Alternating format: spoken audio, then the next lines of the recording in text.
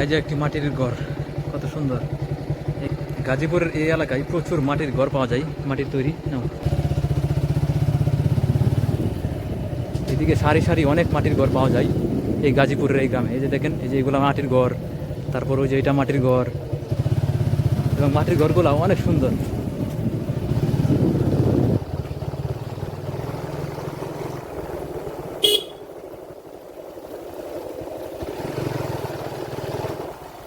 গাজীপুরের একেবারে প্রত্যন্ত গ্রামের ভিতরে আমরা আমরা চলছি। খুবই সুন্দর একটি জায়গা, খুবই সুন্দর একটি গ্রাম, অসাধারণ একটি সুন্দর গ্রাম, গাজীপুরের একেবারে প্রত্যন্ত গ্রামের ভিতরে।